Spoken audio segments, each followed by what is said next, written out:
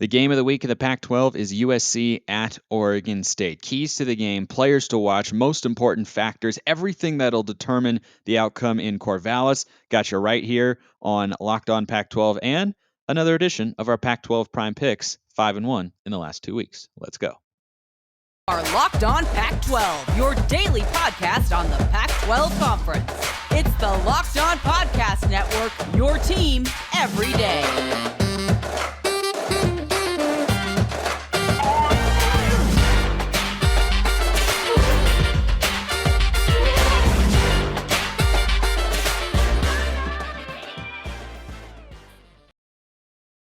Welcome, everybody, to another episode of Locked On Pac-12. I'm your host, Spencer McLaughlin, D1 play-by-play broadcaster. Thanks for making this your first listen or your first view of the day. Part of the Locked On Podcast Network, your number one source to stay up to date with the Conference of Champions. Like, comment, subscribe wherever you're listening to or watching the show. Big thank you to everybody out there who has done so already. And who else would I bring on for today's show, looking at the USC-Oregon State game most notably? Then Carter Bahns, senior editor and writer at BeaverBlitz.com. Carter, I don't think it's underselling it to say this is probably the biggest game in Jonathan Smith's tenure. Is that an overreaction on my part? No, I think you're spot on too, saying it's the biggest game in the Pac-12 this week. Obviously, there's a couple of matchups. You got, Oregon and Washington State comes to mind too, but the Beavers and Trojans both coming into this game at 3-0. I think the stakes are high, obviously, for the Trojans because they need as many wins as they can get to build up but Oregon State on the flip side is looking to reach that top tier of the Pac-12 and compete for a conference title. And if you're going to do that, this is the kind of game that you want to at least be extremely competitive in, if not win outright. It feels to me for Jonathan Smith now in year 5 in Corvallis like such a massive opportunity, like what you talked about, the opportunity to catapult yourself into the upper echelon. I think right now, coming into this year and as the season currently stands, many people, myself included, have Oregon State as an upper mid Pac-12 team, right? But below the top tier. But if you win this game, if you're 4-0 going into conference play, obviously the Bees would crack the top 25, which they have an argument to do right now, certainly. But this win would get them there. And man, it would just feel like a different sort of excitement level in Corvallis for the Beavs if they're able to pull this upset. Yeah, I think you'd have at that point the best Oregon State team since 2012. That squad, I believe, opened at 6-0 and had a couple of ranked victories along the way there too. They had a big win against BYU. They went down to the Rose Bowl and beat a pretty good UCLA team that year. So I think it was that 2012 squad which won 9 games and went to the Alamo Bowl. So I think there have been a lot of comparisons between that team and this year's team already. And I think if Oregon State were to pull this upset at Reser, I think you would see those similarities continue to kind of pile up. And I think that point would be that Oregon State would kind of reach the same success that squad had, get an 8, 9, even potentially 10-win season under their belts, and I think really put the finishing touches on this rebuild under Jonathan Smith. Yeah, and it's been progressing at a slow-ish and steady rate, but I think by Oregon State standards, Beaver fans are overall happy, and you have to, I think you have to be with the start that they're off to this season. You and I both thought they would split with the Mountain West schools, but you pick up a couple wins there, and it's all about progress, right? It was not a rapid turnaround, but I think at Oregon State, it's really tough to ask that of a head coach to be able to flip it around and say, yeah, you're 1-11 this year, and then you fire a head coach, come in and win 5-6 games the following season.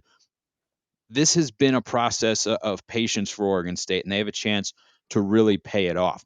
Just big picture going into the actual matchup, the Beavs are a popular betting pick, which we're certainly going to get to today. But when you look at the teams that are going to be taking the field, USC and that high octane explosive offense, and Oregon State, that is also in a different sense an explosive and capable offense. How are you feeling going into this one for the Beavs, playing at home as about a 5.5 point underdog now? Well, I think they're going to have to be able to score points because this has all the makings of a shootout. USC has scored more than 40 points in all 3 of its games so far. I think it's averaging like 500, almost 550 yards a game. So the Trojans are going to be able to move the ball and score on the Beavers defense, which, while improved over last year, certainly these first 3 games of Trent Bray's first full season as the defensive coordinator, that group is improved for sure. But I think asking them to slow down a trio of 3 of the best players at their positions in the country in Caleb Williams, Jordan Addison, and Travis Dye, that's a huge ask, especially when you see what that group has already done over the first 3 weeks of the season. So Oregon State has to move the ball pretty efficiently, pretty effectively against this USC defense if it wants to have a chance, because I see this game being won in probably the upper 30s to low 40s. Defensively, Oregon State has been improved. They're going up against a much bigger test, as you alluded to, in USC. I feel like one way Oregon State hangs around in this game, and one reason, as I'll get to, I'm pretty confident in how the Beavs will at least perform in this game, is their offensive style. They can score a lot of points, but they can also keep the ball away from USC if they want to. And to me, if I'm Jonathan Smith and Brian Lindgren, the offensive coordinator, part of my game plan going in has to be run the football effectively, because this is a USC defense that has not been able to stop a nosebleed in the running game so far. It hasn't mattered because they've just forced a bunch of turnovers through the first 3 weeks. But I think you got to have an emphasis on running the football here, and you can't get away from that, because if you turn this into an air raid shootout, Chance Nolan against Caleb Williams, I like Chance Nolan. He's looked good this year, was high on him coming into the season. He's not Caleb Williams. There is a gap there, and that favors USC. But if Oregon State can keep Caleb Williams standing on the sideline, I think that's how they can give their defense a helping hand to stay around and potentially win this game. For sure, yeah. Just limit the possessions, overall. Take Caleb Williams and keep him off the field, like you said. I think, and I'll talk about the run here in a sec, but to that same point, defensively, I think forcing a turnover or 2 is going to be huge. USC hasn't coughed the ball up yet this year, but anything to create extra possessions and give its offense more opportunities to keep up with the Trojans is going to be huge. And so I think taking the ball away there is a point of emphasis for me. But to your point about the running game, man, I mean, Oregon State ran for like 300 yards on USC last year, and that USC front 7 just absolutely stood. I mean, it did not put up a fight against Oregon State's offensive line last year. I mean, it was shocking what the Beavers were able to do in the trenches last year. And of course, USC has made improvements defensively under Alex Grinch, and the takeaways are there. 10 turnovers through 3 games is incredibly impressive. But a lot of that, I think, is stemming from the back end. You've got Tuli Tuipulotu on the defensive line, but nobody else there has, I think, made a case to say, okay, yeah, they can go and run game, which has been so prolific for so long. It's kind of a prove it game, I guess is kind of what I'm saying for the USC defense. It's, is that defense really improved? We're going to see it. We're going to see whether or not that's the case against an Oregon State offense that torched them last year, and necessarily been able to establish the run this year to the extent that they did last year, and to the extent that I think they're hoping to the rest of the way. They've got an opportunity to do it this year, or this week, against, like I said, a team that they certainly lit up last year. Yeah, and USC's defense has been very opportunistic. They've been making plays, but they've been allowing a lot of yards. That Stanford game, I think, was very telling. The Cardinal moved the ball consistently, but were not able to capitalize. They had 2 turnovers inside the 5-yard line. And if Oregon State is able to execute and continue to move the ball that way, I think they're going to be able to put points up on the board. We'll get to some of the most important matchups individually in this game and the biggest units to watch out for in Corvallis this weekend. But first, a reminder, this episode is brought to you by Underdog Fantasy. They've got an easy to play format. It's available in over 30 states. You can pick between 2 and 5 players across any team, not just your team, and decide if they will finish higher or lower than a given total. You could look at Chance Nolan. You could look at Deshaun Fenwick or Caleb Williams or Mario Williams or anybody else that is in this game or any Pac-12 game this weekend. All you have to do is sign up with the promo code Locked On, one word, and Underdog will double your first deposit up to $100. Deposit $100, get $100 free. It's that easy. Go to UnderdogFantasy.com or find the Underdog Fantasy app in the App Store or Google Play Store. That's Underdog Fantasy, promo code Locked On to get in on the college football pick'em action today. So, Carter, what are the most important, let's start individual matchups that you're watching in this game? It could be an offensive lineman against a defensive lineman, a wide receiver and a corner. Those sorts of one-on-one battles that could ultimately define who emerges victorious from Reser Stadium on Saturday. I think the one that stands out the most to me is obviously slowing down Jordan Addison, who's scored 5 times already. He's looking like the best receiver in the country, as I think everybody expected he would. Can Oregon State slow him down? And I think the Beavers are probably going to roll with Alex Austin on him. Austin was tasked with slowing down Drake London last year in the Coliseum and struggled with that. Handful of pass interferences, got beat a few times, but then after that game, I think we saw Alex Austin really step things up, and I think that was a big game for him in just his development. You know, he got tested a lot, and I think he was better for it. And by the end of the year, he was Oregon State by a mile. And this year, Oregon State has relied upon him. Oregon State has relied upon him to lead that secondary as its top coverage corner. And so I think he's going to match up against Jordan Addison this week, and obviously slowing down USC's biggest skill position threat, of course, is going to be key to keeping the USC offense out of the end zone. What do you think the best unit matchup is? Is it that Oregon State secondary against the USC receivers, the Oregon State offensive line against the USC defensive line? That's one where I look at it and go, if the Trojans defensive line with guys like Corey Foreman step up and are stout against the run, I think the Trojans could win this game by double digits. I don't anticipate that happening, as we'll get to with our predictions coming up in a couple minutes, but I think that what you have in that situation is Oregon State has to be able to run the ball well. The offensive line has to be able to push USC around the way they did a season ago. But is there another unit on unit matchup that you feel is going to really define this game? I'm with you there, because I just think that USC D line versus Oregon State O line was the story of last year's game, and so that's something that I'm watching. Okay, well, is Oregon State as good up front as it was last year? Is USC better than it was defensively up front? I think that matchup alone has the potential to be the difference in this game. But I think the flip side is important too, because for Oregon State defensively, that defensive backfield is, in my opinion, I think it could very well be the best in the Pac-12. When you've got 4 all-conference players coming back from last year, they've already taken the ball away 6 times with 6 interceptions. That group is living up to expectations, and I think it will find success against Caleb Williams.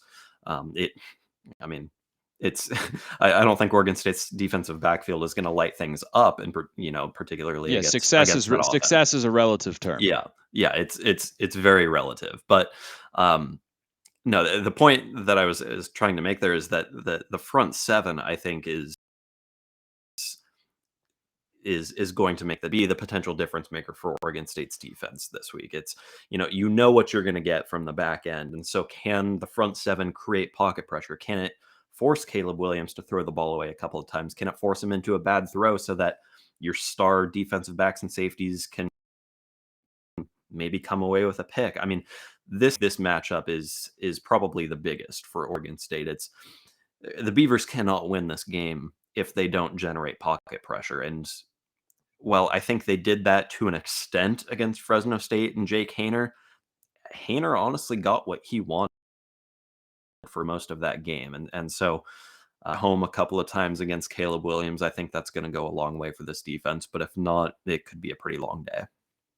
All right, Carter, it's time for our game predictions, and I'm sticking with how I felt coming into the season. I've got the Beavs. This is going to be a Pac-12 Prime pick, and when I was going through the show rundown and when I would have bet it, I had it 6.5. It's down to 5.5. I'd probably take that too, because I've got the Beavs winning this one outright in an upset, 34-31. to 30. I'm trusting Oregon State at home this year, a place where they did not lose in 2021. I think they're going to be able to run the ball, and if they can just get one interception of Caleb Williams to thwart a scoring opportunity for the Trojans, I think that can do it for him. And I like that secondary a lot. Rajon Wright has had good moments. Jaden Grant has been exceptional. I'm taking the Beavs to pull the upset here. How do you feel? That's bold. I mean, looking at the just came out this morning, maybe it's not entirely bold because I think just about everybody in the world is kind of on your side there, at least with Oregon State covering. But I tend to lean with USC here, and I just think that it's such a tough matchup for Oregon State coming into the year. This is a game that you and I differed on, and I had USC coming up to Corvallis and getting the job done. You obviously had the Beavs, and you're sticking with it. I'm going to stick with my pick too. I just think while Oregon State has looked better than I anticipated through 3 weeks, USC has potentially looked even better than or has potentially impressed me even more than Oregon State. And so there's nothing I've seen from USC that suggests that I need to flip my pick here. And as much as I want to pick the upset, because I think that would just it'd be absolutely program defining for Oregon State and for Jonathan Smith to pull off this kind of win. I just think USC's too tough of an offense to keep up with. Now, I will say though, Oregon State has the It's if anyone in the conference has the offense to score with USC, it's probably Oregon State. So the potential is there, but I'm going to go with USC here by 7 or 8. In a shocking turn of events, I am more popular with Beaver fans than you at this particular moment. Before we take a break and hop into Pac-12 Prime Picks, a couple other notable games I just want your quick thoughts on across the conference. Oregon going to Washington State, 6.5-point favorite there against the Cougs, and one that doesn't have the highest stakes in the world, but for each program could just be so critical to get a win. It's Arizona and Cal, the latter, and the Cougs and the Ducks. What do you think about each of those matchups? Well, that first one's USC in a lot of ways. I think Oregon State and Washington State are kind of on the same trajectory right now. We both, in the beginning of the year, said these are teams that could make that leap and start to compete against some of the top teams in the conference. And at 3-0 through non-conference play, I think a way to doing that. So Washington State going up against Oregon, I think is playing for a lot of the same things that the Beavers are against the Trojans. So that's going to be one to watch for me there as you look for the Cougs to continue to kind of shock the Pac-12 a little bit, and then could have bowl implications. One of those teams might get up to 6 wins, and this is obviously a game that is going to be important for that winning team in getting there, because they're not going to have a ton of opportunities, I don't think, against other teams to pull out wins. So both have big stakes in their own right, I think. Yeah, and I think for Cal and Arizona, being 3-1 versus being 2-2 just gives the locker room a different presence, right? And it's noteworthy enough that neither one will be under 500 going into Week 5 this season. I think both programs would have taken that coming into the year, a chance to continue to push towards bowl eligibility at that point in the season. But when you're 3-1 and you're a team that's coming off of a losing season, Arizona 1-11 a year ago, Cal, was 5-7, but they were 1-5 to start, and then kind of beat up a little bit. But to their credit, got wins against some lower level Pac-12 competition, including a demoralized USC team at the end at home. And I don't know if we'll see Cal lose to USC again while they're in the Pac-12. I certainly don't anticipate that with Lincoln Riley at the helm. But when you've got those sorts of seasons in your memory banks, being 3-1 just gives a different vibe around a program inside a locker room and the way they play on the field. I think it can definitely be reflected in how a season plays out. So definitely a couple of big games there. We're going to get to our Pac-12 Prime Picks here in Week 3, which have been on fire as of late. I'm hoping to keep it going, and I'm betting them, of course, with Bet Online, your number one source for football betting info this season. Find all the latest player developments, team matchups, news, podcasts, and in-depth articles and analysis on every game you can find. And as always, BetOnline remains your continued source for all your sports wagering information with live betting and up-to-the-minute scores for every sport out there. The fastest and easiest way to check in on all your favorite games and events, including Major League Baseball, Go Mariners, who are terrifying me right now. I'm going to try not to talk about it. MMA, boxing, my personal favorite, golf. Big President's Cup guy here. I love Team International Golf. I don't know about you, Carter, but President's Cup, Ryder Cup, electric stuff. Head to betonline.net to use your mobile device to learn more. BetOnline is where the game starts. So Parker. I did that again. I've called you Parker before. Anyway, Carter. And this one was in the middle of the show. Last time we just said, all right, let's just press the record button again and give it anotother try. But there's no No, that's just an L on my part. Let's get into our Pac-12 Prime Picks here in week 4. And they got off to a tough start here in 2022 for me in their inaugural appearance, this being the first football season where I've been hosting the show. Went 0-3 in week 1, 5-1 the last couple of weeks.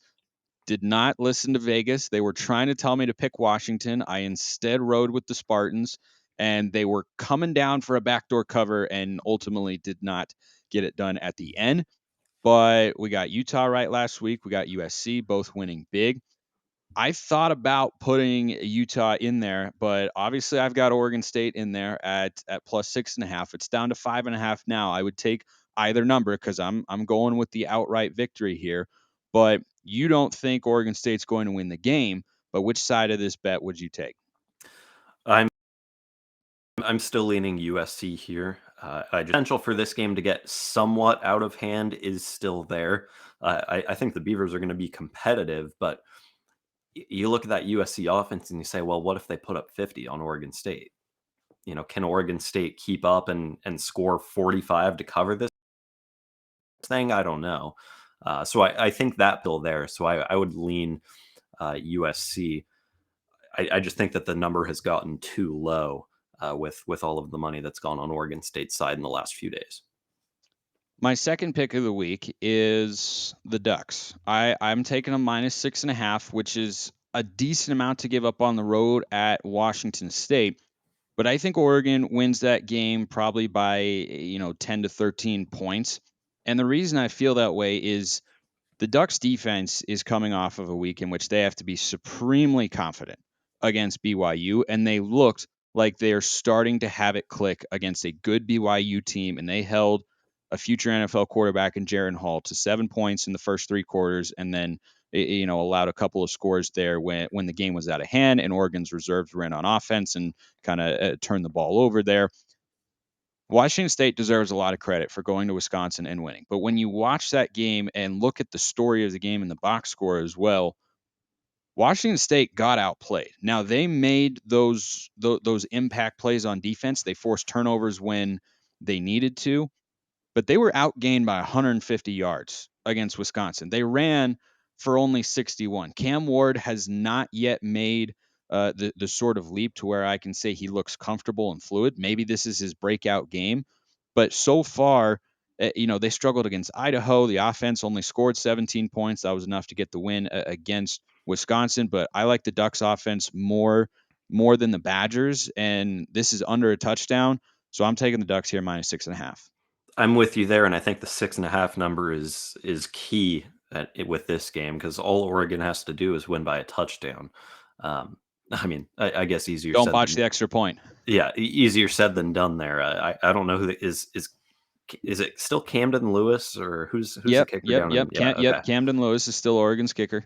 So his job is very important this week with that 6.5 number. But no, I think more often than not, I'm pretty confident with Oregon winning by a touchdown, at least in this matchup. Obviously, the Ducks just put up what? Well, I guess 41. BYU final came score back and scored some points late there, but I mean that had all the makings of a 5 touchdown kind of win over a top 12 team last week, and so I think Oregon has kind of expelled some of the demons of that Georgia loss with a couple of a couple of high scoring performances, and obviously you expect to take care of business against Eastern Washington, but a get right game there. And then I think they really picked things up last week. So I like Oregon by a touchdown here. All right, last one, Pacific Northwest theme for me here on this week's edition of the Pac-12 Prime Picks, brought to you, of course, by Bet Online. Washington giving up less than 2 touchdowns at home to Stanford. I was going to stay away, but this line, when I was putting the show rundown together and looking at it, it was 13.5. Here's the reason I feel confident about Washington in this spot against the Cardinal. And coming into the year, yeah, I thought Stanford would be a little better. I didn't think Washington would be at this level, but seeing what I have seen now, the Huskies are not just rolling, they're rolling at home. And so for them, this feels like a rinse and repeat. They come out against Kent State, interception on the first play, win comfortably, offense slinging it around the field. They come out the next week, FCS opponent in Portland State, you should thrash them. They did. You come out against Michigan State, again, same routine, same environment, same field, and you have all the same guys because there have not been any major injuries for the Huskies, which is notable when Michael Penix is your quarterback, who has looked like the best version of himself in this his 5th year of college football. So this game again is at home, and I watched Stanford get torched by USC's passing defense, even with Caillou Blue Kelly on the back end. That Cardinal defense is still not making the progression that we perhaps thought it might here in 2022. There's still a lot of season for them left to play. They had an oddly timed bye a week ago, but they're clearly vulnerable through the air. Penix and these Husky receivers have got great chemistry. They're rolling. They're at home again, and I think this is one where they could run away with it. I like the pick. I just think that Stanford might be knocking at that back door a little bit late in the fourth quarter. We saw that against USC. Stanford stayed within 13 there. All they have to do is stay within 13 against Washington, and I think USC is the better team between those two. And I mean, obviously, it's comparing games like that is always apples and oranges, but I think the potential there is score late and get back within 2 touchdowns against a Washington team that, while it has obviously played very well through 3 games, I mean, Stanford's still its second best opponent so far. This is, I think, in some ways, like I've said with some of these other games, I think this is kind of one of those for Washington where, coming off of a big win, how do you do as far as avoiding a letdown goes? This is a conference game, and crazy things happen in the Pac-12. Crazy things happen in Seattle at 7:30 p.m. on a Saturday night. I think Stanford's a better team given them credit for. They're not great, but I think that they have enough pieces to be competitive in every game this year. And so I like Stanford to stay within 2 touchdowns here. But I do agree with you. Washington could run away with this, but I wouldn't pick it. Well, we only see eye to eye on the Oregon-Washington State game. We'll just have to see how it all plays out. Another exciting weekend ahead. If you want to bet any of it, check out Bet Online for all your football betting needs. Carter Bahns, senior editor and writer at beaverblitz.com, talking about USC and Oregon State today and the Pac-12 Prime Picks. Carter, great to talk to you as always. Yep, thanks for having me. Appreciate everyone listening. See you next time. Enjoy the football this weekend and have a wonderful rest of your day.